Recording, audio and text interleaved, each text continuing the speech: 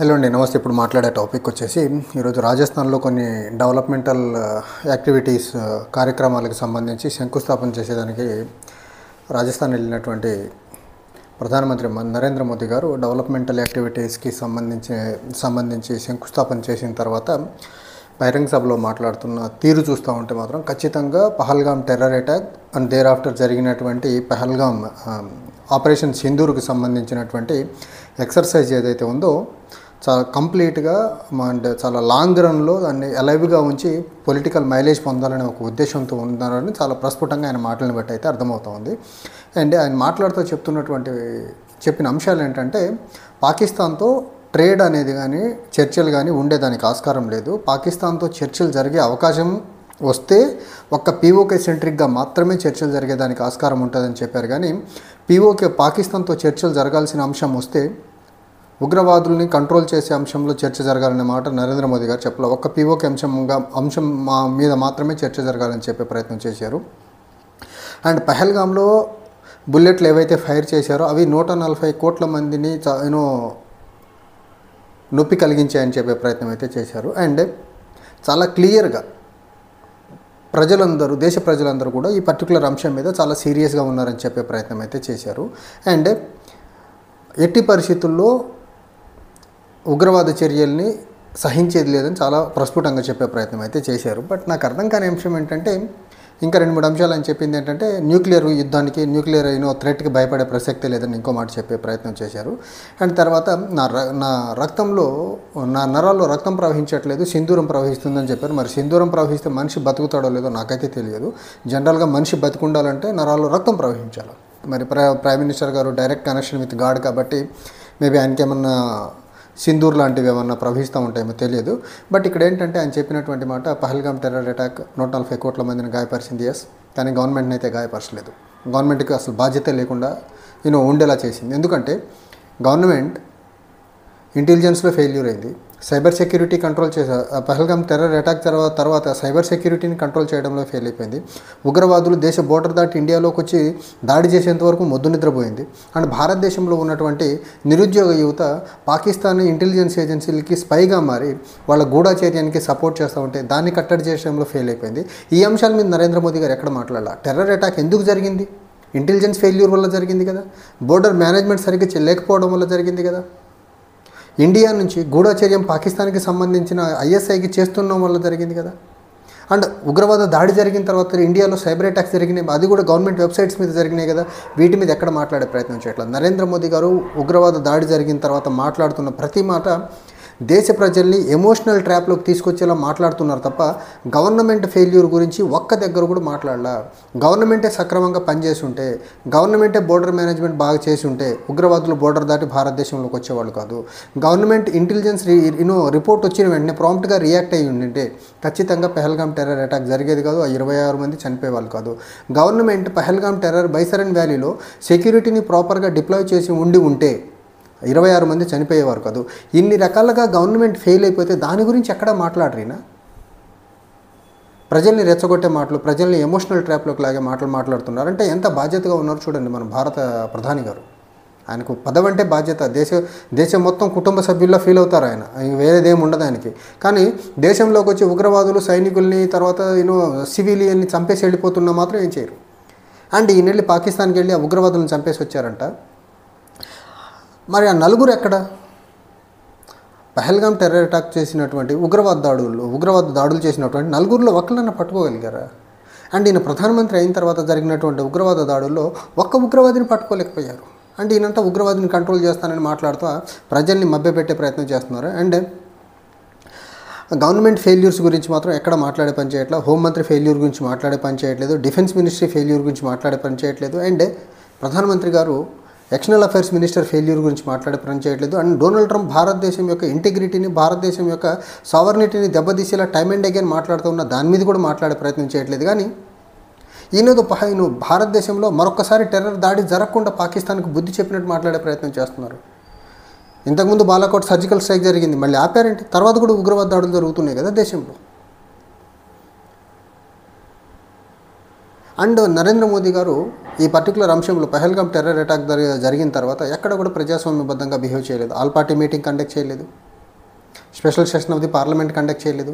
పోనీ ఎంపీల డెలిగేషన్ విదేశాలకు పంపుతున్న క్రమంలో విపక్ష పార్టీలని కన్సల్ట్ అవ్వకుండా వాళ్ళకి ఎన్నో నచ్చిన పేర్లను ఆ డెలిగేషన్లో ఇన్కార్పొరేట్ చేసే ప్రయత్నం చేశారు. అండ్ వీళ్ళకి కావాల్సినటువంటి బీ టీమ్స్ని రెడీ చేసుకున్నారు.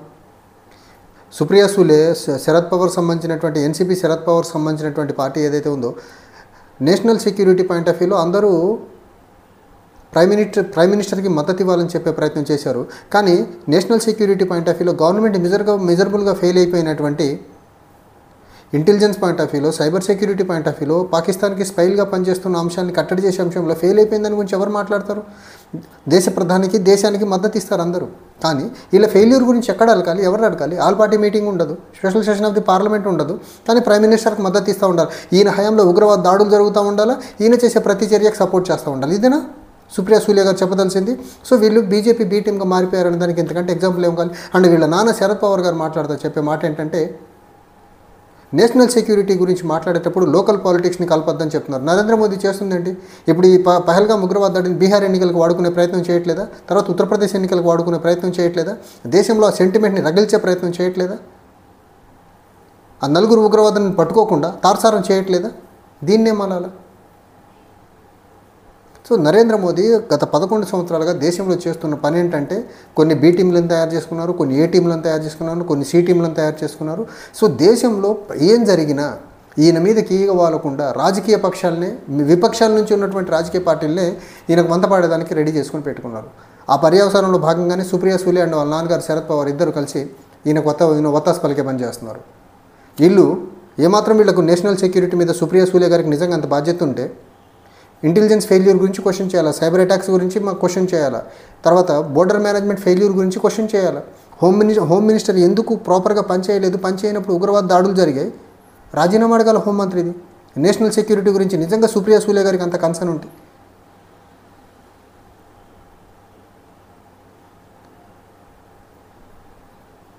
వీళ్ళు మళ్ళీ ఇండియా ఎలియన్స్లో భాగస్వామిగా ఉంటారు. వీళ్ళకి మహారాష్ట్రలో ఎలియన్స్ పార్ట్నర్గా ఉన్నటువంటి శివసేన ఉద్ధవ్ ఠాక్రే పార్టీ వచ్చేసి చాలా క్లియర్గా నరేంద్ర మోదీ ఫెయిల్యూర్ని చాలా క్లియర్గా ఎక్స్పోజ్ చేసే ప్రయత్నం చేస్తూ ఉంది. వీళ్ళు మాత్రం నరేంద్ర మోదీ వెనకొచ్చుకొచ్చే ప్రయత్నం చేస్తున్నారు. చూడండి ఎంత కాంట్రాస్టింగ్ ఉన్నారు. ఒకే కూటమి మళ్ళీ, అంటే కూటమిలో చాలా పర్ఫెక్ట్గా చీలికలు తీసుకురాగలరు ఇతను నరేంద్ర మోదీ గారు. చీలికలు తీసుకొచ్చి రాజకీయ పబ్బం గడుపుకుంటారు తప్ప నిజంగా నరేంద్ర మోదీ గారికి సిన్సియారిటీ, చిత్తశుద్ధి ఉంటే పహల్గామ్ టెర్రర్ అటాక్ జరిగిన తర్వాత 4 ఉగ్రవాదులను పట్టుకునేవాళ్ళు కదా. ఇక్కడ దేశంలో దాడి చేసిన 4 ఉగ్రవాదులను పట్టుకోలేకపోయారు. విదేశాల్లోకి వెళ్ళి పాకిస్తాన్లో ఉన్న ఆ డెన్లో దాక్కున్న ఉగ్రవాదులను మాత్రం చంపేసి వచ్చేసారంట. దేశ ప్రజల చెవుల్లో క్యాబేజీలు పెడుతున్నారు, క్యాలీఫ్లవర్ పెడుతున్నారు నరేంద్ర మోదీ గారు. అండ్ ఈ అంశాన్ని చాలా చాలా లాంగ్ పీరియడ్ అలైవ్గా ఉంచాలని మాత్రం చాలా క్లియర్గా కనిపిస్తుంది ఆయన మాటలో. పొలిటికల్గా గెయిన్స్ పొందేదానికి బీహార్ అసెంబ్లీ ఎన్నికల్లో ఆల్రెడీ బీహార్లో గ్రౌండ్ ప్రిపేర్ చేసుకున్నారు. ఆపరేషన్ సింధూర్ గురించి చాలా పెద్ద మొత్తంలో హైలైట్ చేసుకునేదానికి. నిజంగా ఈ పర్టికులర్ ఇన్సిడెంట్ జరిగిన తర్వాత ఎక్కడా కూడా బాధ్యతగా బిహేవ్ చేయలేదు. ఆల్ పార్టీ మీటింగ్లకు అటెండ్ అవ్వరు. సెక్యూరిటీ బ్రీచ్ జరిగిన దగ్గర సెక్యూరిటీ కన్సర్న్ ఎవరైతే సెక్యూరిటీ డిప్లాయ్మెంట్ ఎవరు చేస్తున్నారో వాళ్ళని సస్పెండ్ చేయలేదు. ఇంటెలిజెన్స్ని ప్రాపర్గా ఇంప్లిమెంట్ చేయనందుకు హోంమంత్రిని సస్పెండ్ క్యాబినెట్ నుంచి తీసేయలేదు. Special session of the parliament పెట్టారు. డొనాల్డ్ ట్రంప్ వాళ్ళు ఇష్టం వచ్చినట్టు ఇండియా గురించి, సీజ్ ఫైర్ గురించి మాట్లాడుతూ ఉంటే దానికి ఖండించే ప్రయత్నం చేయరు. కానీ ఇక్కడ మాత్రం జనాల్ని మాత్రం చాలా క్లియర్గా మభ్యపెట్టే పని మాత్రం చాలా పర్ఫెక్ట్గా చేస్తూ ఉన్నారు. నరేంద్ర మోదీ గారు ఆయన రాజకీయ జీవిత చరిత్ర మొత్తంలో కూడా అసలైన విషయాన్ని ఎప్పుడూ అడ్రస్ చేయాల, ఎమోషన్స్ని రెచ్చగొట్టే అంశాలే మాట్లాడతారు ఆయన.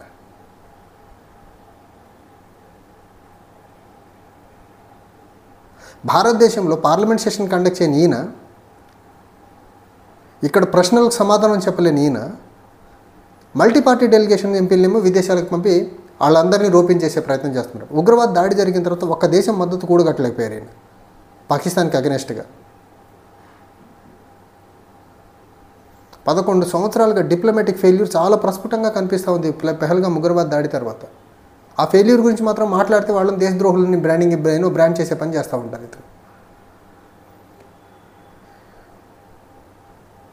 ఒకటి మాత్రం చాలా క్లియర్, బీజేపీ చేస్తున్నటువంటి రాజకీయాలు ఏవైతే ఉన్నాయో డెఫినెట్గా దేశాన్ని అన్ని రకాలుగా అది డిప్లొమసీ పాయింట్ ఆఫ్ వ్యూలో, ఎకనామిక్ గ్రోత్ పాయింట్ ఆఫ్ వ్యూలో, ఎంప్లాయ్మెంట్ జనరేషన్ పాయింట్ ఆఫ్ వ్యూలో, అగ్రికల్చర్ పాయింట్ ఆఫ్ వ్యూలో అన్ని రకాలుగా దేశాన్ని భ్రష్టు పట్టించేదానికి బీజేపీ పాలన చేస్తూ ఉంది తప్ప దేశాన్ని వీళ్ళు అభివృద్ధి పదంలో నడిపించేదానికైతే వీళ్ళు పనిచేయట్లేదు అని మర్చిపోయారు.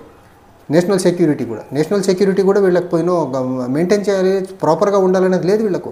ఉగ్రవాద దాడులు జరగాలి, ఉగ్రవాద దాడుల తర్వాత ఎమోషన్స్ రెచ్చగొట్టాలి, వాటి నుంచి రాజకీయంగా లబ్ధి పొందాలి ఎన్నికల్లో.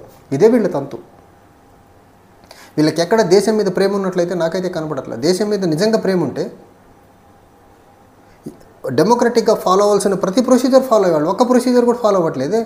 ఫాలో అయితే ఈయన డొల్లతనం బయటపడిపోద్ది. సెక్యూరిటీ ల్యాబ్సెస్లో, ఇంటెలిజెన్స్ ల్యాబ్సెస్లో, సైబర్ సెక్యూరిటీ ప్రాపర్గా మెయింటైన్ చేయకపోవడంలో, పాకిస్తాన్కి సంబంధించినటువంటి స్పైలు ఇండియాలో ఉన్న వాళ్ళని కట్టడి చేసే దాంట్లో ఫెయిల్ అయిపోవడం, ఇవన్నీ బయటపడిపోతాయి కదా. అందుకని ఆల్ పార్టీ మీటింగ్కి వెళ్ళరు, అందుకని special session of the parliament పెట్టరు.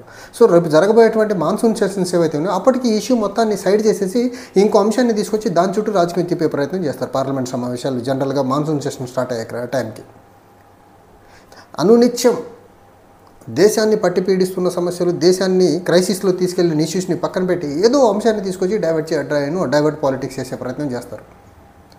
నాకు తెలిసి రేపు మాన్సూన్ సెషన్ స్టార్ట్ అయితే ఏదైతే మల్టీ పార్టీ డెలిగేషన్ వివిధ దేశాలకు వెళ్తూ ఉందో, 33 దేశాలకు వెళ్తూ ఉంది, ఆ దేశాల నుంచి ఏ అవుట్కమ్ వస్తుందో తెలియదు కానీ దాని మీద చర్చ పెడతారు. కానీ పహల్గామ్ ఉగ్రవాద దాడి వెనకాతల ఇంటెలిజెన్స్ ఫెయిల్యూర్ గురించి, పహల్గామ్ టెర్రర్ అటాక్ జరిగిన తర్వాత సైబర్ సెక్యూరిటీ ఫెయిల్యూర్ గురించి, ఇంటెలిజెన్స్ ఫెయిల్యూర్ గురించి, హోంమంత్రి ఫెయిల్యూర్ గురించి, నరేంద్ర మోదీ ఫెయిల్యూర్ గురించి మాత్రం చర్చకు రానివ్వరు పార్లమెంట్లో వీళ్ళు. Thank you.